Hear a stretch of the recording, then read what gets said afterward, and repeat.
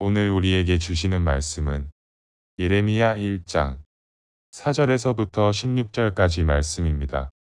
여호와의 말씀이 내게 임하니라 이르시되 내가 너를 모태에 짓기 전에 너를 알았고 내가 배에서 나오기 전에 너를 성별하였고 너를 여러 나라의 선지자로 세웠노라 하시기로 내가 이르되 슬프도소이다 주 여호와여 보소서 나는 아이라 말할 줄을 알지 못하나이다 하니 여호와께서 내게 이르시되 너는 아이라 말하지 말고 내가 너를 누구에게 보내든지 너는 가며 내가 내게 무엇을 명령하든지 너는 말할지니라.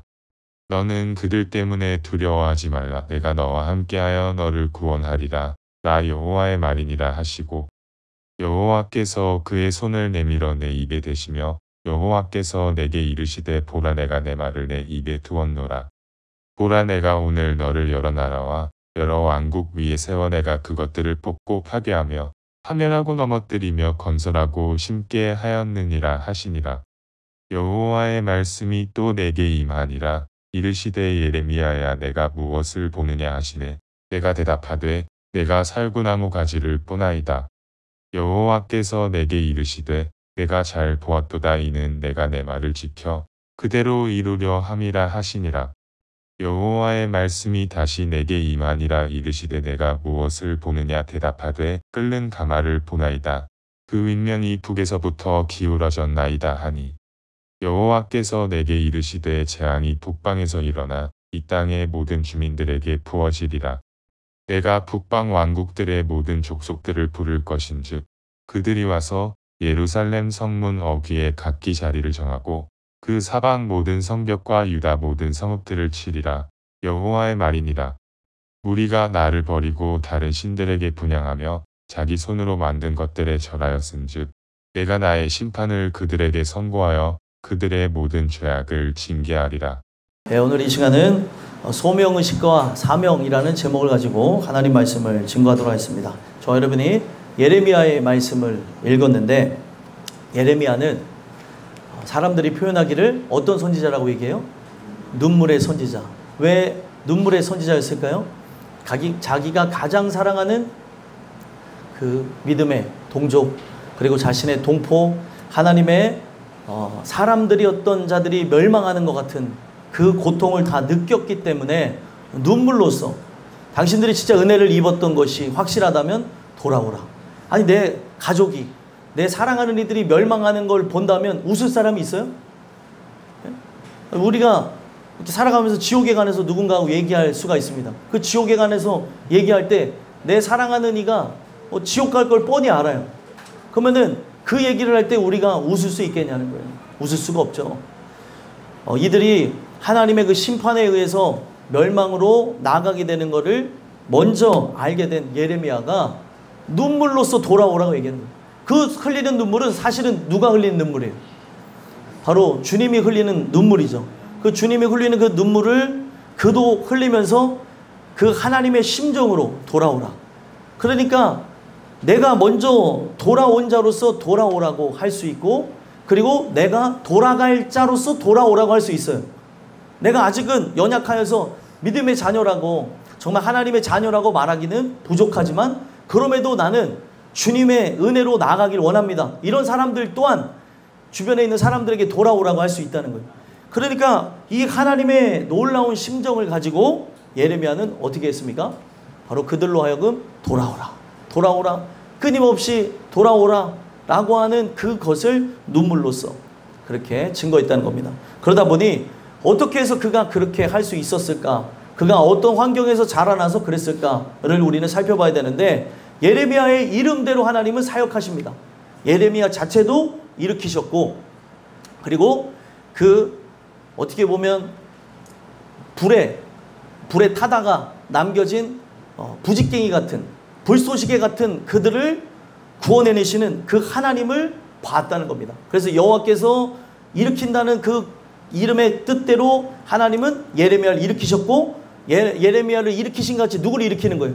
남유다의 남겨진 자들, 하나님의 은혜로 회복되어질 자들을 일으키는 그런 장면이 예레미야에 나온다는 겁니다. 우리는 이 예레미야를 보면서 어떻게 그가 부름을 받았고 사명을 가졌으며 또 오늘날 나라고 하는 존재 또한 하나님의 자녀로, 하나님의 기르시는 양으로 내가 은혜 받을 죄인 혹은 은혜 받은 죄인으로 부름을 받는 그 이유가 무엇인가? 오늘 이 말씀을 통해서 살펴보시고 우리의 모습을 점검하고 은혜를 통해 바로 예레미야와 같이 소명의식과 사명을 갖게 되어지는 귀한 은혜가 여러분들과 저에게 있게 되기를 간절히 소망합니다. 그래서 오늘 본문에 보게 되어지면 여호와의 말씀이 임하니라 이르시되 라고 하면서 여호와의 말씀을 토대로 해서 누가 부름을 받는, 누가 소명의식을 갖는 장면이 나와요?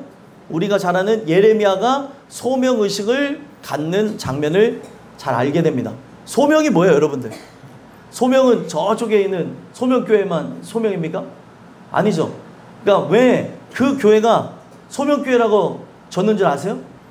어렵고 험난한 상황 중에서 하나님의 부름 속에 하나님의 그 뜻을 따라서 교회를 세운다. 부름을 받은 자들에 의해서 다시금 교회를 세운다라는 측면에서 소명교회로 지은 거예요.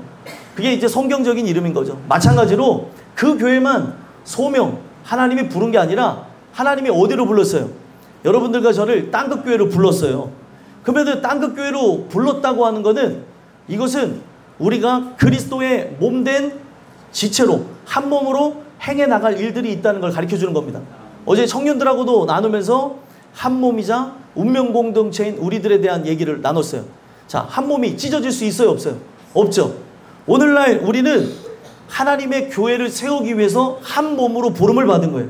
그렇기 때문에 이것이 명확하게 나에게 인이 박히게 되면 내가 누구인지, 내가 무엇을 해야 될지를 알게 되어지면 어떤 일들이 일어나는 겁니까? 내가 예수님의 귀한 일을 감당하는 귀한 지체로서 한 몸으로서 우리가 어떤 상황에서도 함께 나아가는 운명 공동체라는 사실을 늘 잊지 않고 살아가게 된다. 오늘 여러분들과 저는 운명 공동체로 부름을 받았습니다. 그래서 지금 여기에서 우리가 배움이 다르고 환경이 다르고 또 돈을 가지고 있는 게 다르고 내가 중요하게 여기는 것, 중요하게 여기지 않는 것, 모든 부분에 대한 가치가 다를지라도 이제는 영원한 가치를 위해서 하나가 되어야 되는 거예요.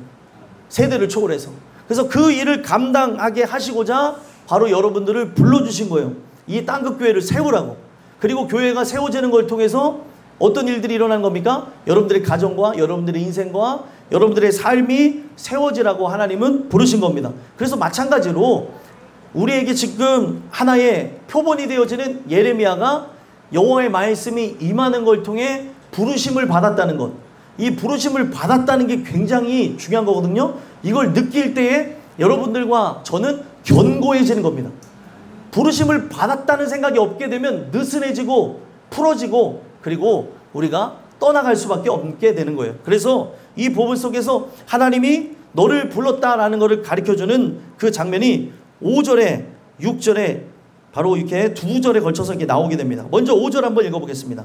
읽겠습니다. 시작. 내가 너를 모태에 지기 전에 너를 알았고 내가 배에서 나오기 전에 너를 성별하였고 너를 여러 나라의 선지자로 세웠노라 하시리로. 아멘.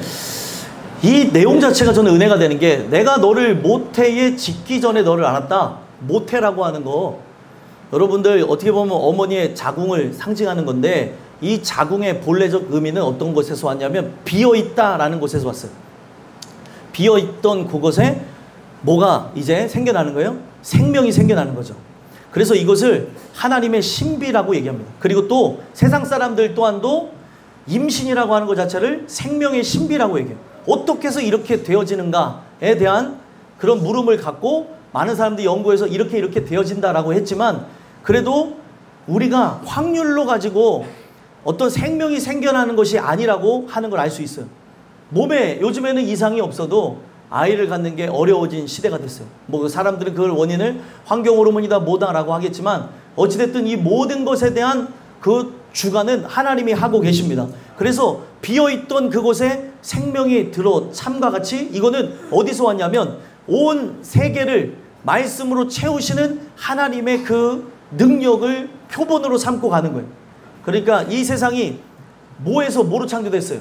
무에서 유로 창조되었죠. 하나님의 말씀으로 없었던 것을 있는 것으로 부르시면서 온 세상이 들어차게 되어진 거예요. 그러니까 온 세상을 창조했듯이 이 세상을 창조할 때 하나님의 목적이 있었을 거 아니에요? 내가 이 백성을 지으면 이사야에 나왔던 말씀이 뭐예요? 내가 그들로 하여금 뭐를 받기 위해서요? 찬송을 받으려 합니다. 찬송을 받기 위해서 그 백성을 하나님이 지으셨던 거죠. 목적이 있어요, 분명히. 찬송을 받기 위해서 지었는데, 그렇다면 나는 진짜 삶 속에서 내 삶이 정말 많은 사람들에게 귀감이 될 정도로 하나님을 찬양하고 있는가 돌아봐야겠죠.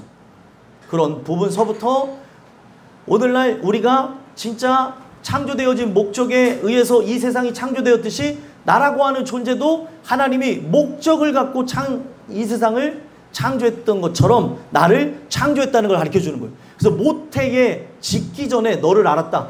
참 이게 희한한 말이죠. 짓기 전에 너를 알았다라고 하는 거는 생명을 주시는 이가 누구라는 거예요? 하나님이라는 거죠. 하나님이 이 세상에 귀한 생명, 여러분들을 이 땅에 보낸 거예요. 여러분들을 보낸 이유는 바로 여러분들로 하여금 하나님을 찬송하는 그런 백성이 되게 하기 위해, 나라고 하는 존재가 하나님이 불러줬음을 알고 본향을 찾아가는 사람들로 살아가게 하기 위해서 이 땅에 보내셨다는 겁니다. 그래서 본향 찾아가는 그런 족속, 하나님의 얼굴 구하는 그 족속이라고 하는 그런 특징적인 명칭을 따라서 우리는 나만 천국에 가는 게 아니라 진짜 내 주변에 있는 그 사람들을 어떻게 해요? 은혜로 엮어서 함께 끌고 가는, 함께 이끌고 가는 견인적인 그런 의미로 그들을 함께 실어서 나르는 그런 존재로 여러분들과 저를 불렀다는 겁니다. 그래서 모태에 짓기 전에 나를 알았다는 거예요. 그러니까 이 부분 속에서 우리가 항상 기억해야 되는 게 있어요. 뭘 기억해야 되냐? 하나님은 모든 일을 즉흥적으로 하실까요? 계획적으로 하실까요?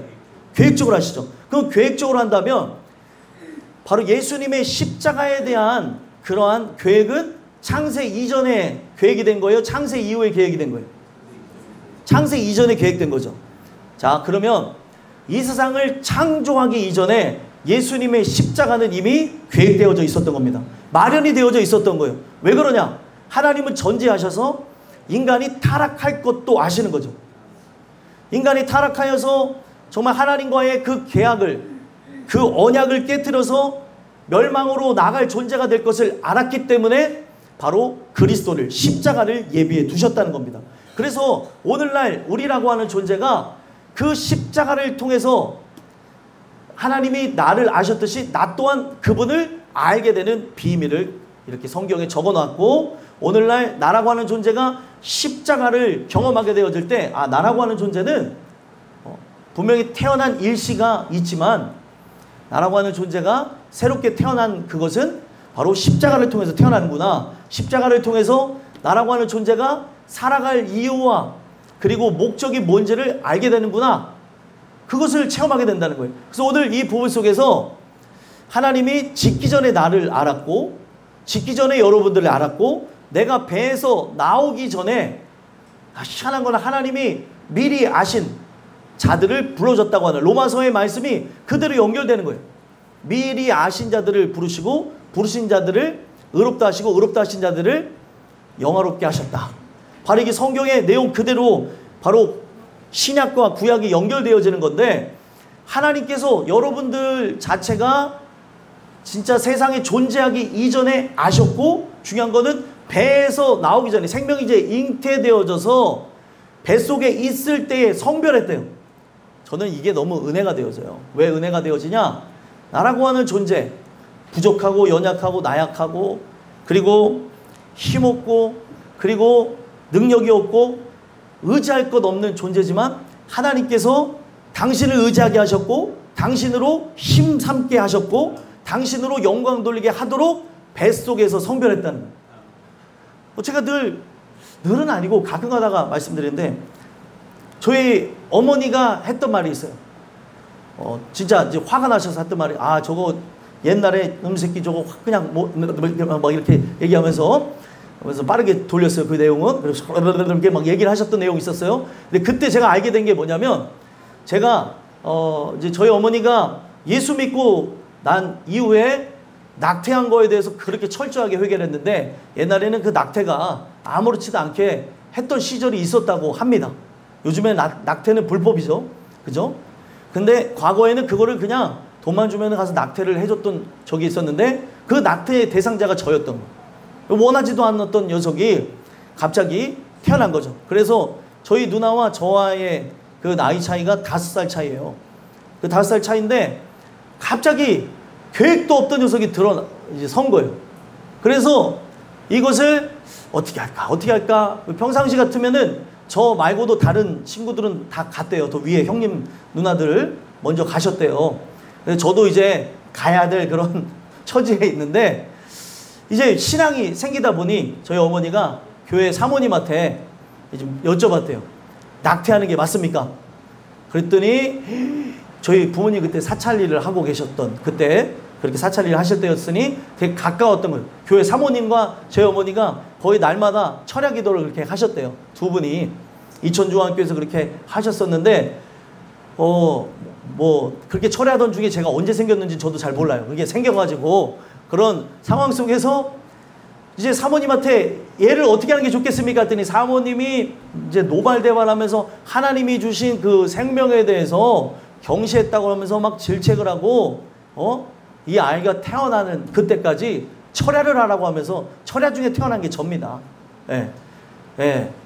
참 그걸 보면서 그래가지고 그 철야 중에 태어나다 보니 그런 게 있대요. 뭐가 있냐면 제가 태교를 철야를 했잖아요. 태교를 저희 어머니가 성경으로 했잖아요. 저희 어머니가 찬송으로 태교를 했잖아요. 그러니까 희한한 거는 이제 말을 할 때부터 뭐를 할 때부터 자꾸 교회에 관련되어진 언어 뭐 그런 상징에 대해서 표현하는 거예요. 옛날에는 그런 일이 있었습니다. 어떤 일이 있었냐면 저희 어머니가 궁금하고 또 신기하니까 자기 아들이지만 물어본 게 있었어요. 이게 차를 타고 가던 중에 저 교회는 어떠니? 이렇게 물어봐요. 어머니가. 전 그런 거 기억을 하거든요. 그러면 저 교회는 불이 꺼졌어요. 저 교회는 어떠니? 불이 켜졌어요. 그 얘기가 뭐냐면 기도하는 교회와 기도하지 않는 교회를 구분했던 거예요.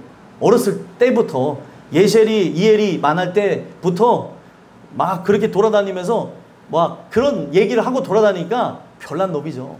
근데 제가 이런 일이 어떻게 해서 가능했는가 하고 봤더니 하나님의 예정하심이 있었고 그 예정하심을 통해서 사실은 이 세상에 빛을 보지 못하고 죽어야 되는데 하나님이 택정하셨기에 살려주시면서 교회 사모님이 너 이런 것이 있으니 그때까지 계속 철회하면서 이 아이를 너가 출산할 때까지 그렇게 해라. 그렇게 해서 또 저희 어머니 순종을 잘해서 그렇게 했던 이 모든 것들이 그냥 지금의 저의 양분이 되게 하셨다는 거예요. 제가 모든 것은 우연이 없는데 그걸 토대로 해서 기억하는 게 뭐냐면 배에서 나오기 전에 하나님이 성별할 수 있구나. 여러분 성경에 보게 되면 세례 요한이 있어요. 세례 요한은 성경에 보니까 뱃속에서부터 어떻다고 얘기해요? 성령 충만했다고 얘기해요. 이게 여러분들 생명이기 때문에 말씀을 이 아이도 듣고 있기 때문에 그래서 지금 뭐 라일이도 보면은 얼마나 말씀을 많이 들었으면 저를 보면 피해요. 아유 또 얘기하러 오나 보다 하고 막 이제 도망간다는 거예요. 그러니까 이게 태교가 된 거예요. 그리고 제 목소리에 반응합니다. 막 반응해요. 도망가려고 막 이렇게 아주 귀여워요. 그래서 제가 보면 야 라일아 나를 봐야지 그러면은 이렇게 하면서 안 봐요. 왜냐하면 이제 자기가 뱃속에 자야 될 때 막 떠들기도 하고 막 기도도 시키고 했던 사람이니까 그거를 우리가 생명이기 때문에 그 어떻게 보면은 무의식적인 그런 거에 이제 들어가져 있다는 것을 알 수 있습니다. 어찌됐든 바로 뱃속에 나오기 전에 성별했대요. 예레미야를. 여러분들도 마찬가지예요. 뱃속에 여러분들이 나오기 전에 하나님은 성별했습니다. 우리가 지금 여기에 온 것은 여러분들이 이 교회를 선택해서 온 것이 아니고 바로 하나님이 택하여 불러 세웠다는 걸 기억하셨으면 좋겠어요. 여러분들의 자유의지로 온전한 선택을 할 수 있어요? 없어요? 없죠. 아담과 하와의 범죄 이후로부터는 온전한 선택을 할 수 없어요. 성령의 도우심을 통해서는 할 수 있지만 인간이 갖고 있는 자유의지로는 제한적이고 한계적이고 그리고 죄송하지만 사탄적인 그런 선택을 할 수밖에 없는 게 우리들인데 우리에게 선행하시는 그 은혜의 빛을 비춰줬기 때문에 우리가 부속함을 얻었고 그 수많은 교회 중에 땅끝 교회로 나오게 됐다는 것을 기억하셨으면 좋겠습니다. 그래서 성별하여서 내가 너를 여러 나라의 선지자로 세웠다라고 얘기해요. 자, 이 얘기를 들으면 여러분들 어때요? 좋아요? 아니면 조금 부담스러워요? 예. 좀 여기에 이제 자기가 갖고 있는 성향에 따라서 좋은 사람도 있고 부담스러운 경우도 있는데 지금 예레미야는 상당히 부담스러워하는 상황이 있습니다. 자, 6절에도 한번 볼까요? 읽어보겠습니다. 시작. 내가 이르되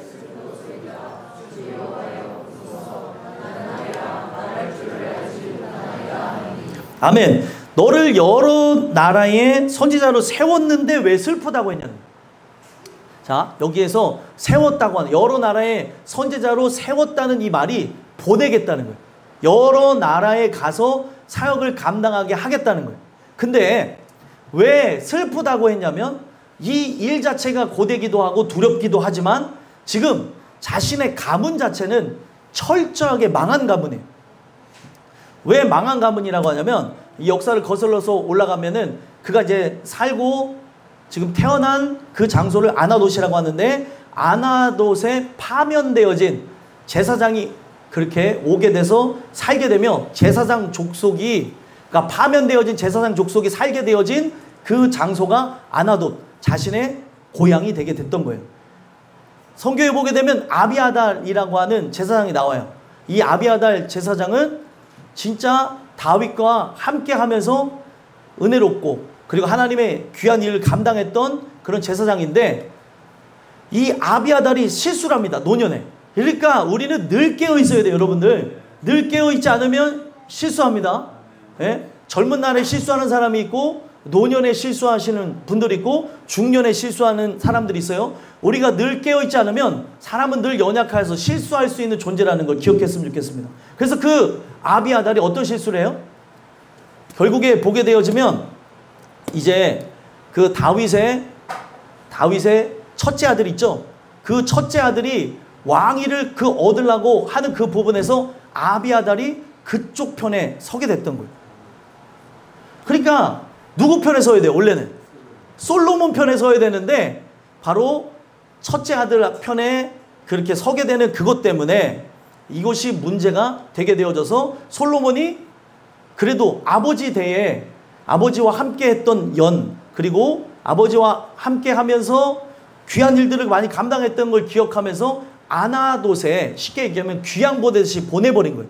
그러니까 거기에 살아가는 제사장 족속들은 어떤 존재들이에요? 파면당하여서 망하고 그리고 자기라고 하는 존재를 어디 가서 드러낼 수 없는 저 아나돗 사람입니다 했더니 아이고 저기 그 제사장이었는 잘 나갈 때는 좋은 제사장이었는데 마지막에 솔로몬 편에 서지 않았다가 망한 제사장 족속 아니야? 사람들이 그렇게 얘기하는 거죠. 그렇게 얘기하는 그런 출신 성분을 갖고 있었던 존재가 바로 예레미야였던 거예요. 근데 거기서 지금 선지자 역할을 감당하라고 하니 이것이 자기의 마음을 누르고 고통을 주고 있는 거예요. 자, 여러분들 여러분들 이 말씀을 우리에게 그대로 적용해서 보면 나는 정말 예수 믿는다고 하면서 하나님 영광을 위해서 살아간다고 하지만 망했을 수도 있고 그리고 각종 문제와 고통 나라고 하는 존재를 드러낼 수가 없는 상황에 놓여졌을 수 있습니다. 그래서 이것이 나를 위축시키고 나에게 고통을 주고 아픔이 되어줄 수 있지만 그런 나를 하나님은 부르시는 거예요.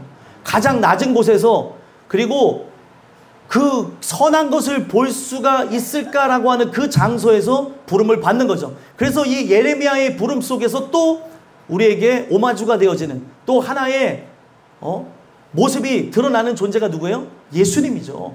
예수님은 어디 출신이에요? 나사렛 출신이죠. 나사렛 출신인 예수님에게 나다나엘이 뭐라 그랬어요? 거기서 선한 것이 날 수 있겠냐고. 아니 그 시골 촌뜨기 아니 거기 그 뭐 있어요? 거기 전기불은 뭐가 들어옵니까? 아니 강원도 산골짜기에는 전기가 굉장히 늦게 들어왔다는 그런 소식이 있어요. 누구로부터 들었냐? 저희 아버님으로부터 들었어요. 전기가 이게 우리는 이게 이전에 분명히 전기가 있었는데 막 얘기하실 때 보면 뭐 호롱불을 켰다는 둥, 뭐 전기가 없어서 뭐 맨날 불을 피우고 살았다는 둥. 그래서 제가 농담 삼아서 아버지한테 원시시대 살았나 했다가 그랬다가 또 맞았어요. 그때. 까불지 말아야 돼요. 예준아 까불지 마라. 그러니까 아빠한테. 예준이를 보면서 제 모습을 볼 때 이렇게 막 까불까불해갖고 아버지한테 맞은 거예요. 아버지, 그때 부싯돌 키셨나봐요. 이러다가 아유 이 새끼 하면서 맞았던 기억이 났는데 어찌됐든 아니 거기서 선한 것이 날 수 있냐? 아무리 생각해도 예수님 시대에도 나사렛의 그 이방 지역과 비슷해요. 거기가 뭐라고 얘기해요? 납달리와 스불론 지역이라고 얘기해요. 이방 지역이라는 거예요. 거기에 아주 천박하고 연약한 사람들만 사는 데가 바로 나사렛이라는 동네인데 거기서 예수님이 오셨다고 하니 예수님이 사역을 감당하시는 고향이라고 하니 예수님이 태어난 곳은 베들레헴이지만 이제 자라나신 곳이 나사렛이다 보니까 나사렛 예수라는 말이 붙게 된 거예요. 그랬더니 사람들이 다 선한 것이 날 수 있냐라고 하는 거죠. 여러분들이 바로 그럴 수가 있고 저도 그럴 수도 있습니다. 성경에 보게 되면 마치 죄악과 그리고 패망과 더러움과 추악한 곳에서 예수가 귀한 일을 감당하셨듯이 예레미야도 마찬가지고 바로 여러분들 또한 여러분들의 가정이 여러분들의 가문이 또 여러분들의 인생 자체가 망가졌을지라도 하나님은 오늘도 귀한 일을 위해서 여러분들을 부르신다는 것입니다. 그래서 우리가 그 부름을 받을 때는 슬픈 감정이지만 이제는 기쁜 감정으로 바뀌어져야 되는 거예요. 하나님이 나의 삶을 정말 영화롭게 하시기 위해서 부르셨다고 하니 이제는 슬픔이 가셔야 되는 거죠. 하나님의 귀한 일을 감당하기 위해서 땅끝교회로 부르셨다고 하니 여러분들의 인생 가운데로 부르셨다고 하니 가정 가운데로 부르셨다고 하니 슬픔은 사라지고 기쁨이 넘쳐나야 될 줄 믿습니다. 근데 부름을 받았을 때 자신이 있는 사람도 있지만 대부분 은혜로 충만한 사람들은 뭐라고 얘기해요? 지금 여기는 나는 아이라고 얘기했어요. 은혜 받기 이전의 모세와 은혜 받고 난 이후의 모세가 다르죠.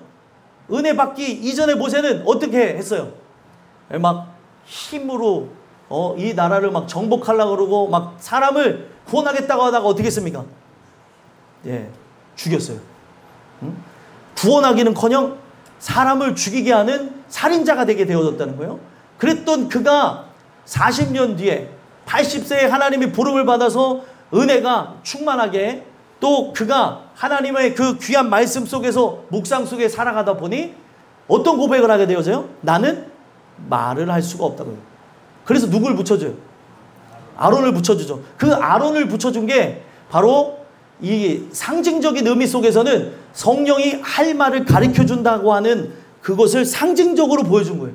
그러니까 오늘날 성경 중심적으로 이 하나님 주시는 그 세계관을 보지 못한다면 이것을 가지고 사람들은 이게 왜 아론이 성령적인 역할을 했습니까? 라고 질문하는 사람들도 있더라는 거죠. 어떤 분도 저한테 목회자분이 이걸 질문해갖고 한참 이걸 설명해 줬던 적이 있는데 모세라고 하는 존재는 바로 도움을 주고 있는 바로 아론의 그 도움을 통해서 그 아론을 누가 주관하셨어요? 하나님이 주관하셨죠. 제가 아론을 성령이라고 얘기하지 않았잖아요. 성령의 그런 역할을 했다고 말씀을 드렸던 거죠. 그래서 오늘날 우리가 이 부분 속에서 생각해 봐야 되는 건 뭐냐면 모든 은혜 받은 사람들이 어떤 고백을 하게 되어져요? 은혜 받은 사람은 나는 할 수 없습니다. 나는 연약합니다. 그리고 나는 아이입니다. 말할 줄을 못한대요. 아니 왜 말할 줄을 모른다고 얘기하는 거예요? 진짜 말을 못해서요? 아니죠. 나는 내 힘으로 내 능으로 할 수 있는 말이 없다는 걸 고백하는 거예요. 그래서 이거는 아주 진짜 깊이 있는 고백입니다. 내가 힘주셔야 말을 할 수 있고 힘주셔야 말을 할 수 없는 나는 아이와 같은 존재. 말할 줄을 못합니다. 나는 말할 줄을 알지 못합니다. 이 말 속에서 당신이 도와주시면 나는 할 수가 있고 당신이 도와주지 않으면 나는 할 수가 없는 존재입니다. 라고 고백하는 거예요. 오늘 이 소명의식이 중요한 거는 하나님이 여러분들을 불러줄 때 나타나는 현상이 뭐예요? 우리는 아이입니다. 나는 말을 못합니다. 나는 죄인입니다. 나는 화로다 망하였도다. 이런 내용들이 우리에게서 쏟아져 나와야 되는 거예요. 오늘날 그렇게 되어질 때 사명의식을 갖고 여러분들과 제가 귀한 일들을 감당해 나갈 수가 있다는 겁니다. 그래서 오늘 이 메시지를 통해서 여러분들과 제가 오늘도 지금 땅끝교회에서 이 말씀을 받는 이유는 뭐예요? 내가 연약할지라도 부족할지라도 삶의 문제와 그리고 어떤 고통과 괴로움 속에 놓였을지라도 하나님이 여러분들을 부르셨습니다. 그 부르심에 응하는 역사를 통해서 하나님이 하나님 되어지고 하나님이 자신을 우리에게 계시함과 같이 모든 사람들에게 계시하게 되는 귀한 은혜가 여러분들을 통해서 저를 통해서 나타나게 되기를 간절히 소망합니다. 그래서 결국에 하나님이 그에게 할 수 있는 힘을 주시는데 그래서 7절에서부터 10절까지 내용이 사명의식을 부여합니다. 사명의식. 그러니까 여러분들이 이 자리에 오게 되어진 것은 이 땅끝교회와 함께 귀한 사명을 감당하라고 오신 거예요. 아유, 나는 이제 조용히 지내려고 했는데 조용히 지내셔도 돼요. 다만 신앙인으로서 내가 영적으로 기도해야 될 사람이라고 하는 것을 잊지 말고 살아가시면 됩니다.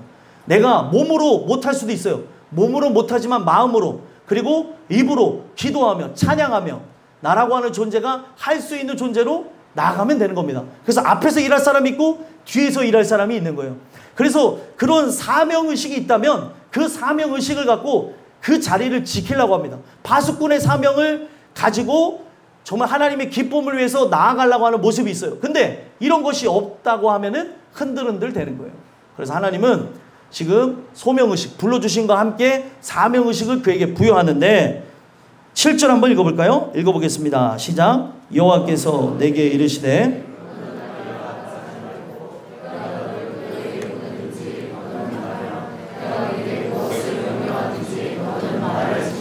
아멘. 그래 이 내용이 중요해요. 너는 아이라고 이제는 말하지 말라는 거예요. 더 이상 말하지 말라는 거죠. 그러니까 우리가 죄인 되어진 의식 속에 갇힐 것이 아니라 은혜 받은 죄인으로 하나님의 칭의를 받은 존재로서 이제 세상에 나가야 되는 거예요.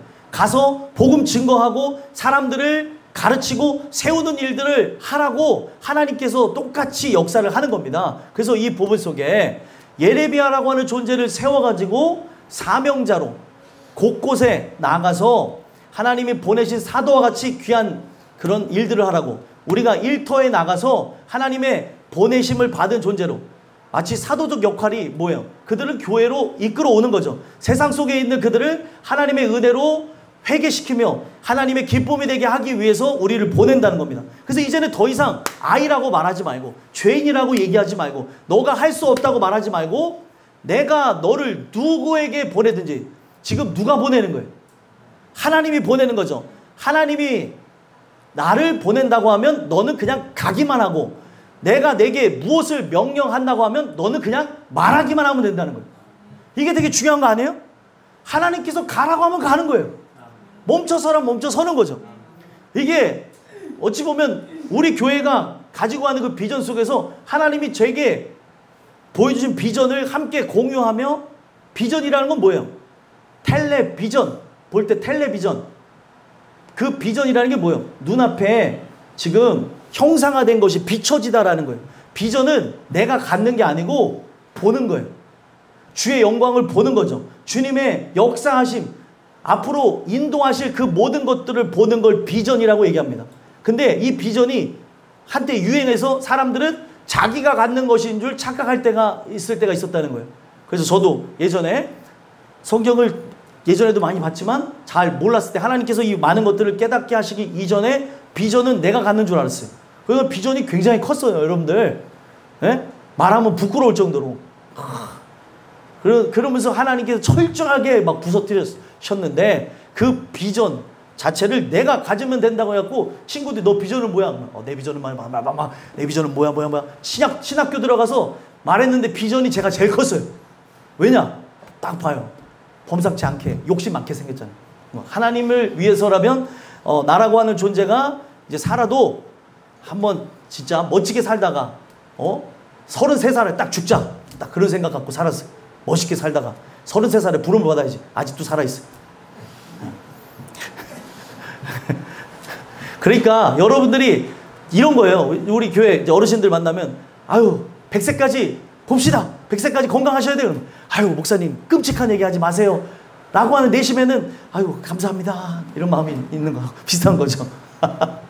아니 우리라고 하는 게 어떻게 보면은 진짜로 짧고 굵게 살고 싶은 것도 있고 하나님 앞에 지금 가고 싶은 것도 진심이에요. 그죠? 근데 건강하게 오랫동안 살면서 하나님의 일을 감당하며 내 손주들이 잘 되는 것, 내 자녀들이 잘 되는 것, 내 사랑하는 이들이 정말 은혜 안에 회복되는 걸 보는 것도 복이라는 겁니다.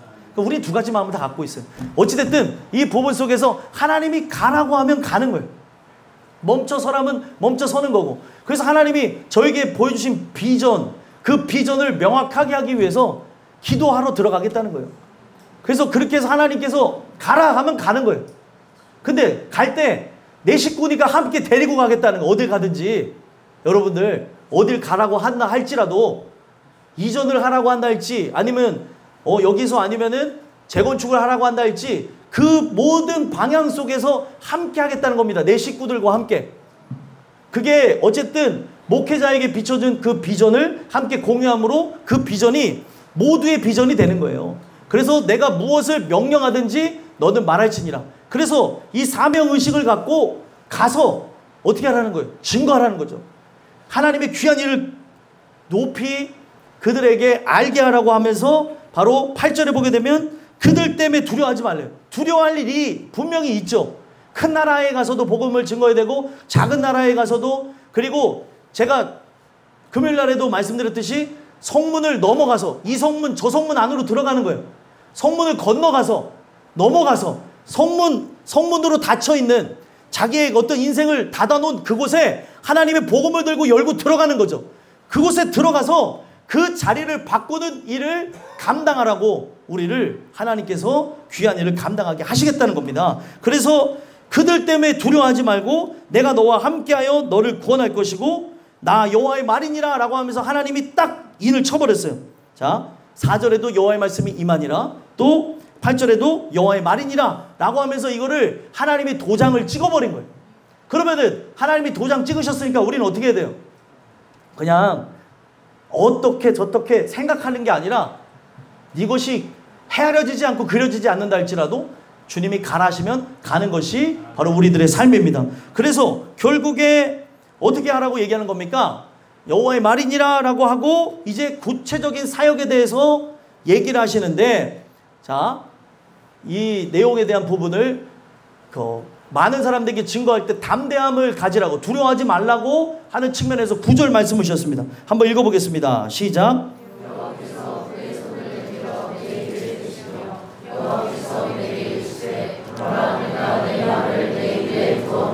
아멘. 그의 손을 내밀어 내 입에 대시며, 자, 하나님의 손을 펼쳤대요. 펼쳐갖고 결국에 내 입에 댔대요. 하나님의 손은 보여요, 안 보여요? 사실은 보이지 않죠. 근데 하나님의 말씀을 통해서 그 말씀이 지금 예레미야가 임하는 그런 장면을 보여주는 거고, 이것이 저에게, 여러분들에게 동일하게 임하여지면서 이 말씀을 어디다 두는 거예요? 나의 입에. 여러분들 입에 두시면서 뭐라고 얘기해요? 보라, 내가 내 말을 내 입에 두었노라. 그러면 이 입에서 나와야 될 게 어떤 말이에요? 바로 하나님이 원하시는 생명의 말, 살리는 말, 그리고 진짜 사람들을 구원에 이르는 말들, 입에서 축복과 그리고 기쁨과 환희와 감사가 쏟아져야 되는데 내 말을 내 입에 뒀다고 하는데 입에서 불평, 원망. 어떤 사람은 맨날 보면은 맨날 남편 불평하고, 어떤 사람 보면 맨날 아내 불평하고, 맨날 자식 불평하고. 아니, 저만 하면 됐지 뭐 이렇게 불평이 많냐는 거예요. 그게 왜 그런가를 모르니까 입에 달고 살아요. 감사하고 살아야 되는데 감사하지 않고 맨날 불평하고 있어요. 이게 은혜가 상실됐다는 걸 보여주는 건데 모르고, 부끄러운지도 모르고 아무 데서나 막 얘기를 한다는 거예요. 여러분들의 입에서 아무 데서나 나와야 될 것은 주 예수의 복음입니다. 아무 데서나 나올 때 남을 험담하거나 남을 깎아내리거나 남을 비방하는 언어들이 나오면 안 돼요. 근데 그런 것이 나오는 것은 교만하든지 아니면은 은혜가 상실되어졌든지 바로 그런 측면에서 그런 게 나올 때가 있다는 거예요. 내 말을 내 입에 두었대요. 그러면 내 입은 어딜 가든지 간에 주 예수 그리스도의 복음, 예수가 높아지고 예수가 영화롭게 되어지는 것들이 쏟아져 나와야 된다는 것입니다. 근데 그러지 않은 이유가 무엇인가를 스스로 한번 돌아보셨으면 좋겠고, 그 부분 속에서 오늘도 하나님은 동일해요. 하나님 주시는 귀한 은혜를 통해 말씀을 내 입에 두었습니다. 그리고 내 입에 두신 이 말씀을 어떻게 하래요? 내 입에서 떠나게 하지 말지어다. 항상 읊조리고 또 읊조리고 또 이것을 묵상하고 나아감으로 어디를 가든지 이 말씀이 쏟아지도록 하는 게 여러분들과 저의 삶이에요. 그 성경을 읽는 이유는 이 말씀을 읊조리고 그리고 묵상하는 게 뭐예요? 울고 웃고 하나님의 주시는 은혜 안에서 거하기 위해서 하는 것이 바로 묵상이라는 거라는 겁니다. 그래서 늘 그 율법을 주야로 묵상하면서 그렇게 내 입에 둔 말씀을 여러분들 계속해서 그렇게 운용하면서 나가게 된다면 나를 살게 하는 것뿐만 아니라 타인을 살게 하고 은혜로 나가는 일들이 있다는 거예요. 그래서 그 입에 둔 말씀으로 구체적으로 뭘 하라고 하는 겁니까? 10절 한번 읽어보겠습니다. 읽겠습니다. 시작.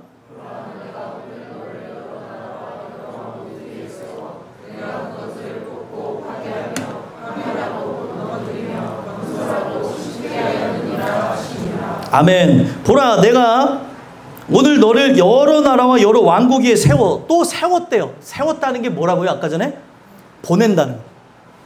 여러 왕국 위에 나 같은 존재를 보내겠다는 거예요.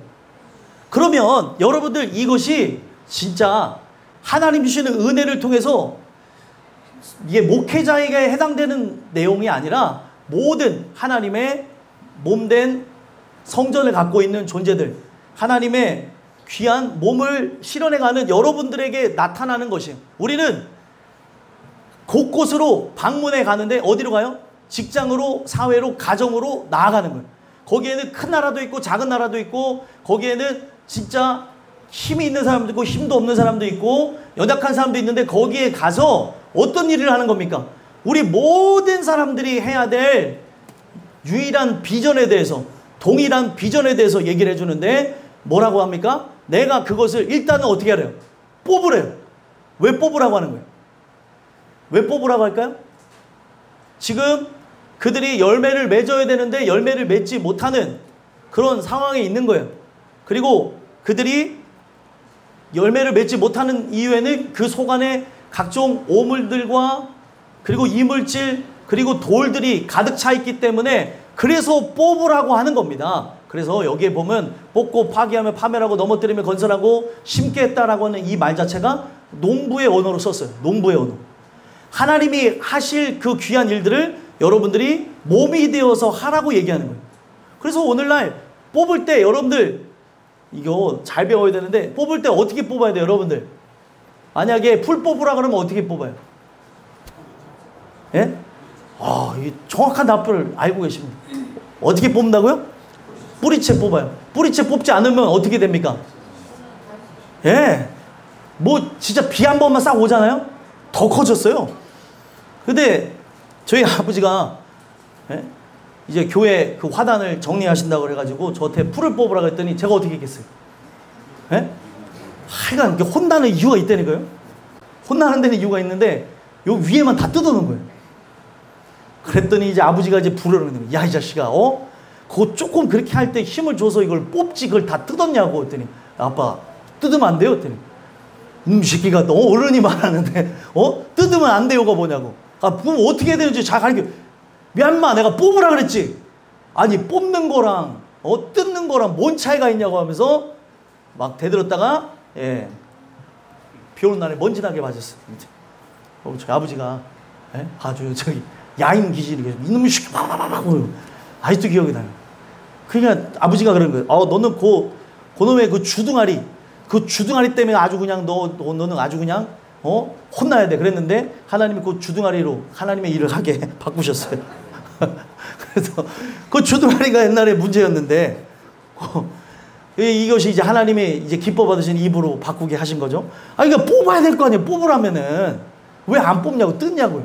그래서 여기서 뽑는다고 하는 건 뿌리채 뽑아버리는 거예요. 왜요? 뿌리채 뽑아버려. 이것도 생명력이 너무 강해서 여러분들 이게 이렇게 뽑아놓고 어떻게 놓으면 다시 또 파고 들어가는 애들도 있어요. 그래갖고 이걸 뽑아갖고 빼짝 말려서 죽여야 되는 거죠. 그래서 그거를 뽑는다고 할 때 뿌리채를 뽑고 파괴한다 그러는데 거기에 있는 터전들 그리고 거기 안에 있는 그 모든 것들을 다 부서뜨려야 되는 거고 파멸한다는 것은 완전하게 회생 불가 상태로 만들어 버리면서 회생 불가라고 하는 것은 바로 파괴하고 파멸한다는 그 말 속에 있는 건데, 회색 불가라는 건 뭐예요? 죄악으로 살아가지 못하도록 완전히 성령의 불로 지져버리라는 거죠. 그리고 넘어뜨리래요. 그가 세웠던 모든 삶을, 그가 세웠던 모든 그 탑들을 무너뜨리라는 거죠. 여러분들, 제가 알고리즘에 의해서 유튜브를 틀었다가 바벨탑에 대한 그 내용을 다큐멘터리로 제작된 걸 본 적이 있어요. 그런데 봤는데 뭐 이제 이게 바벨탑이냐 저게 바벨탑이냐 결론이 났을 것 같아요, 안 났을 것 같아요? 아니, 그게 그렇게 오래된 걸 왜 찾아요? 성경에 바벨탑을 하나님이 어떻게 하셨대요? 무너뜨리셨어요? 안 무너뜨리셨어요? 무너뜨렸죠. 그 무너뜨렸으면 찾아야 돼요, 찾지 말아야 돼요? 아니, 무너진 걸 왜 찾아요? 저는 고고학자들한테 말하고 싶어요. 무너진 걸 찾지 말라고. 그랬더니 막 사람들에게 이 흔적인 것 같습니다. 아닙니다. 저 흔적인 것 같습니다. 아닙니다. 저 흔적인 것 같습니다. 하면서 벌써 100년 이상 싸우고 있대요. 이게 바벨탑짜리다. 저게 바벨탑짜리다. 아무도 알 길이 없어요. 오늘날 이 부분 속에서 생각해 봐야 되는 거는 넘어뜨려야 되는 거예요. 하나님 주시는 은혜에 의해서 이 잘못 세워진 탑은 무너뜨리고 하나님이 정말 말씀에 따라 세우시는 거를 건설해야 되는 거죠. 그래서 성경에 보게 되면 두 대표적인 건축물이 나오는데, 인간이 지은 건축물은 뭐예요? 바벨탑이고, 하나님의 명령에 의해서 지은 건축물은 무엇이에요? 방주가 되는 거죠. 방주는 건축물이자, 그리고 그들의 집이자, 또 그들이 살아가야 될 터전 자체가 되어졌던 거예요. 그리고 방주가 엄청 크잖아요, 여러분들. 그 방주 비슷하게 해갖고 동일한 모양으로 미국에 전놨대요. 궁금하시면 미국 여행을 할 때 거기를 한번 가보세요. 그리고 못 갈 것 같다 그러면 유튜브로 보시면 돼요. 난 유튜브로 갔다 왔어요. 가기가 어려울 것 같아요. 미국은 가기 어려울 것 같아요. 그래서 유튜브로 갔다가 왔는데 보면은 아주 자세하게 잘 찍어놨어요. 이랬을 것이다 라고 해가지고 그 방주를 이렇게 해놨는데 아주 최첨단으로 만들어놨다는 거죠. 이거는 그럼 너무 이렇게 한 거 아닙니까? 아니에요. 그때 당시 기술이 그 정도 되어졌을 거라고 하는 거죠. 그래서 오늘날 우리가 세운 그 건축물은 넘어뜨리고 하나님의 말씀에 의해서 세워지게 되는 바로 아름다운 건축물, 방주를 짓는 인생. 결국에 그가 전체적인 것을 잘 알지 못하고 순종하고 짓다 보니 결국에 뭐가 됐어요? 방주가 되었다는 거죠. 오늘날 여러분들의 인생은 마찬가지입니다. 하나님 말씀에 의해서 하나하나 이렇게 순종하고 나가다 보면 여러분들의 인생이 아름답게 주조되어지고 건축될 것이라고 믿습니다. 그래서 결국에 이렇게 세워진 아름다운 그 건축물은 어디로 심게 하는 거예요? 어디로 옮겨 심는 겁니까? 천국으로 옮겨 심는 거예요. 오늘날 나라고 하는 존재가 하나님의 성전이 되어져 지어져 가는 이 역사를 통해서 우리는 어디로 이제 심겨지는 겁니까? 이제 영원한 천국에 심겨진 식물과 같이 옮겨질 때를 기다리면서 그들에게 지금 이거 복합, 다중적인 메시지를 전달해 주라는 거예요. 그래서 어떤 사람은 뽑아야 될 사람이 있고, 어떤 사람은 파괴해야 될 사람, 파멸해야 될 사람, 지금 자기가 세운 그런 삶의 아성이 굉장히 커요. 그 아성을 어떻게 해요? 넘어뜨려야 되죠. 밀어서 넘어뜨리고, 그리고 또다시 그 세우는 그런 귀한 일들을 감당해 나가라고 지금 하나님께서 예레미야에게 이런 말씀을 주셨다는 거예요. 오늘 여러분들과 제가 이 주신 말씀을 통해서 진짜 이 예레미야와 같은 귀한 일을 감당해 나가는 역사가 있었으면 좋겠고, 오늘날 여러분들이 삶으로 돌아가는 이유는 뭐예요? 그들의 잘못되어진 신앙들을 뽑고, 그리고 죄악된 신앙을 뽑고, 그리고 진짜 가짜 신앙들을 뽑고, 아니 우리가 살아가면서 진짜와 가짜의 그런 충돌을 볼 때가 있다는 거죠. 그때 말씀이 그들을 뽑아버리고, 왜 말씀을 가까이 되냐? 가짜와 진짜를 구분하는 것을 말씀을 통해서 그 말씀을 주신 그 은혜를 우리가 충분히 알게 되어질 때 가짜 신들과의 싸움을 너무 쉽게 할 수 있어요. 가짜 신은 사실 존재하지도 않는 거고 두려워할 이유도 없는데, 사람이 정말 우스운 게 어떻게 해요? 자기가 만들고 자기가 두려워하고 자기가 절하고 있다는 거예요. 이게 정말 어리석은 건데, 그런 존재들에게 나아가서 뽑고 파괴하고 파멸하고 넘어뜨리고 건설하고 심게 하라고 얘기하는 겁니다. 그래서 오늘 이 말씀이 정말 더 깊이 새겨지라고 하는 차원에서 하나님은 이 사명을 어떻게 사명의식을 갖고 끝까지 승리해 나가라고 하시냐면, 두 가지 환상을 통해서 이거를 이제 그에게 확증을 주십니다. 그래서 11절, 12절 한번 읽어볼까요? 11절, 12절 읽어보겠습니다. 시작. 여호와의 말씀이 또 내게 임하니라.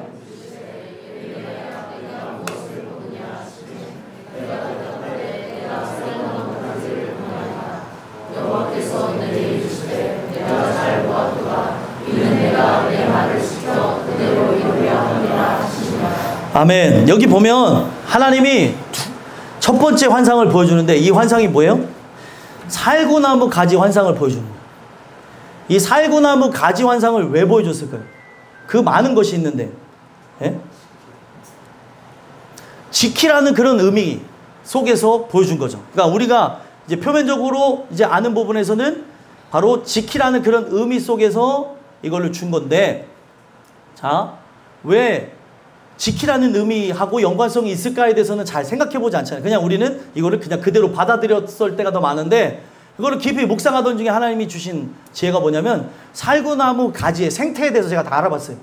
알아보니까 이 살구나무 이 가지는 봄을 알리는 꽃이자 또 열매가 되어지더라는 거예요. 그러니까 이 살구나무가 바로 봄을 알게 하고, 그리고 또 모든 부분에서 이제 새로움, 생명이 움트는 것을 그렇게 설명해 주다 보니 이 살구나무, 이 살구꽃, 뭐 살구, 뭐 이 모든 거에 대한 걸 얘기할 때 이거 사실은 살구가 아니죠.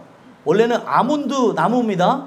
아몬드 나무인데 이것을 그 아몬드 나무가 꽃 피우는 그 꽃봉오리 형태가 살구 모형이다 보니 한국 사람들은 이걸 살구나무라고 번역을 한 거예요. 원래는 아몬드 나무예요. 성경에 나오는 대부분의 살구에 대한 내용은 다 아몬드 나무입니다. 아몬드 뭔지 아시죠? 우리가 이렇게 먹는 그 아몬드. 근데 이 부분 속에서 여러분 생각을 해보자고요.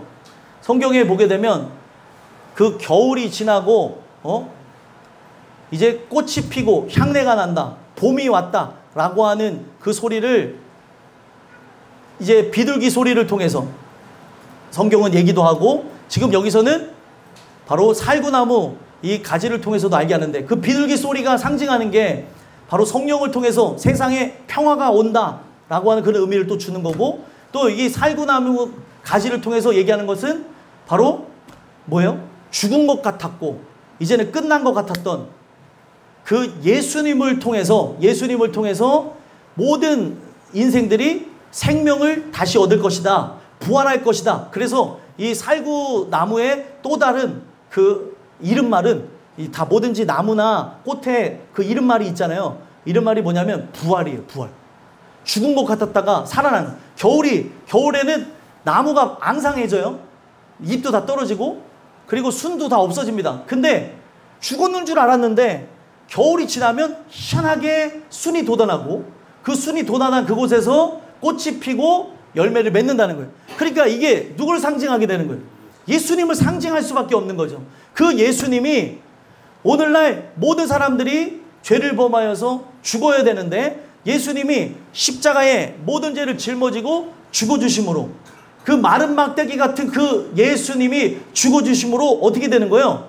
모든 죄가는 다 사여지고, 그리고 예수님이 그 죽음과 함께 끝난 줄 알았는데 다시 어떻게 되어서요? 순이 돋아지고 꽃이 피고 열매 맺는 것 같이 우리가 부활할 것을 얘기하는 겁니다. 그래서 성경은 그런 복합 다중적인 그런 의미 속에서 이 살구나무 가지에 대한 것을 보여주는데, 일부러 의도적으로 우리가 아는 창세기 28장에도 보게 되면은 베델의 옛 이름이 뭐라고 나와요? 루스더라라고 나와요. 루스더라라는 그 이름의 뜻이 뭐냐? 바로 아몬드 밭이다라는 거예요. 아몬드 밭. 왜 아몬드 밭이라고 하는 것이 거기서부터 나왔느냐? 그러니까 이스라엘은 그걸 잊지 못하는 거예요. 아몬드 밭에서 누구를 만났어요? 하나님을 만났다는 거예요. 하나님의 집, 그리고 사닥다리가 올라가게 된 걸 봤다는 거예요. 아몬드 그 숲에서 이걸 경험했듯이 그 상징을 가지고 이 성경은 쭉 진행이 되는데, 우리가 이제 잘 아는 출애굽기에 바로 법궤 떡상 등잔대에 대한 내용이 출애굽기 25장에 나와요. 등잔대도 뭘로 만들어졌어요? 예? 살구나무 꽃을 형상화했잖아요. 그래서 살구나무와 살구나무 꽃을 형상화했다는 거예요. 왜 그렇게 했냐는 거죠. 결국에 바로 예수님 자체가 죽은 것 같고 세상이 볼 때 마른 막대기 같고 고운 모양도 없고 풍채도 없고 흠모할 만한 것이 없는 존재지만 그에게서 이 세상에서 보지 못한 새 순이 돋아난다는 거예요. 그래서 그 순이 돋아난다 라고 하는 그 말도 나지르라는 말, 나지르, 나사렛 같은 음가가 있는 겁니다.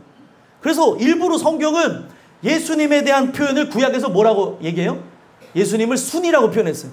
이 세상에서 모든 것이 멸망으로 나가고 끝나게 됐을 때 이제 끝나지 않은 이유가 그럼에도 불구하고 새 순이 돋아날 거라는 거예요. 그를 의지한 자마다 다시 소망을 갖고 살아날 거라고 하는 걸 표현하는 거죠. 그래서 오늘 이 메시지가 왜 중요하냐? 이 내용을 통해서 여러분들에게 얘기하고 있는 바가 다른 것이 아니라 주시는 그 은혜를 통해서 그가 나를 살릴 것을 의미하는 거예요. 그를 의지하고 그의 어떻게 보면은 예수님이 새순인데 그에 붙어 있는 존재들은 어떻게 되는 거예요? 그가 자라난과 같이 우리가 영원히 청청하고 푸를 것을 성경은 예고하고 있다는 겁니다. 그래서 그런 측면에서 의도적으로 민수기 17장에도 보게 되면 아론의 쌍난 지팡이가 나오죠.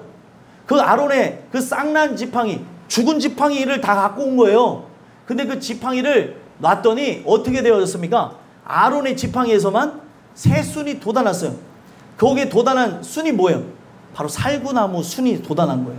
그 살구나무에 대한 순이 돋아나면서 이것만이 소망이고 희망이다라는 걸 성경은 얘기하는 거죠. 그러면서 이것이 성경 전체로 가게 되면서 지금 예레미야를 우리가 보고 있지만 스가랴에도 어떤 환상이 일어납니까?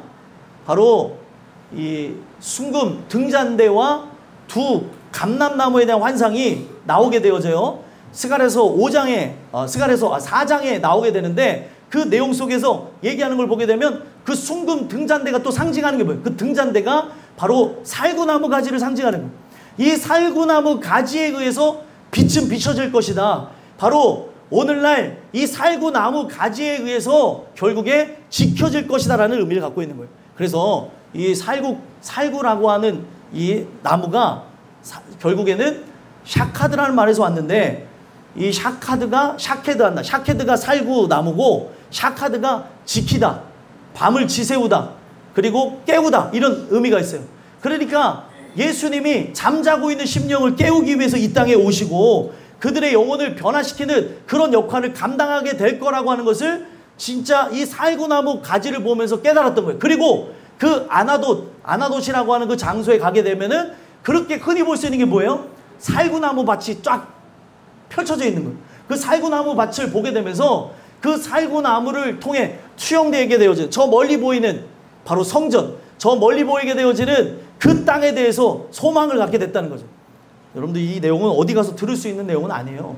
근데 이 내용을 여러분들에게 얘기하는 거는 우리 식구들이니까 우리 식구들이 제일 먼저 알아야 될 거 아니에요. 성경을 보면서 발견한 내용, 성경을 보면서 깨달은 내용을 여러분들에게 알게 하면서 아 이게 그런 내용이구나. 그러면은 우리가 뭐 이런 저런 내용, 이 설명에 관한 내용을 다 거두절미하고 살구나무 가지를 봤다라고 하는 이 부분 속에서 그가 실제로 그러면 살구나무 가지를 봤다는 것은 어떤 거예요? 예수를 봤다는 의미하고 동일한 의미가 되는 거예요.